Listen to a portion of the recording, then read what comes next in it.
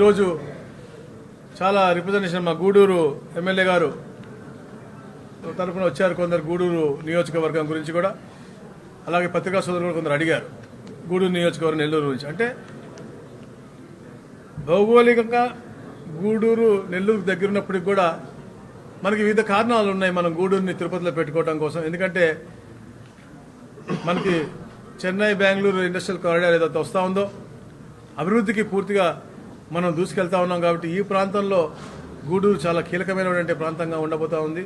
ముఖ్యంగా ప్రకాశంకి రామాయపట్నం ఉంది, పోర్ట్ అభివృద్ధి చెందుతా ఉంది. నెల్లూరుకి కృష్ణపట్నం పోర్ట్ అవుతుంది. ఇక్కడ మనకి దుగ్గరాజపట్నం రావటం, అది అభివృద్ధి దిశగా వెళ్ళటం, అది రేపు పొద్దున ఈ ప్రాంతానికి మనకి చాలా అద్భుతమైన అవకాశాలు కల్పించే దిశగా అది ఉంటుందని చెప్పేసి కూడా నేను తెలియజేస్తా ఉన్నాను.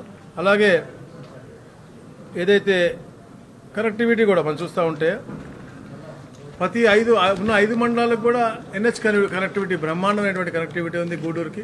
అది ఎయిర్పోర్ట్ తిరుపతికి, అటు చెన్నై కూడా అద్భుతంగా కనెక్టివిటీ ఉంది. కాబట్టి అది ఇటు ఉంటేనే బాగుంటుందని చెప్పేసి కూడా కొందరు డిసైడ్ చేస్తే తప్పకుండా ఏదైతే గెజెట్ ఇచ్చామో అబ్జెక్షన్స్ ఉంటే తప్పకుండా పెట్టుకోవచ్చు. దాన్ని గౌరవ ముఖ్యమంత్రి గారి దృష్టికి తీసుకెళ్లి మేము అది కూడా రిజాల్వ్ చేస్తామని తెలియజేసుకుంటూ ఒక వైబ్రెంట్ వాతావరణంలో తిరుపతిని రాబోయే రోజుల్లో ఒక మంచి ఎకో సిస్టమ్ తయారు చేయాలని చెప్పేసి, ఏదైతే మంచి వాతావరణం దాన్ని ఇంకా బెటర్ చేయాలని చెప్పేసి కూడా అందరూ కూడా డిఆర్సీ అందరూ కూడా డిసైడ్ చేశారు.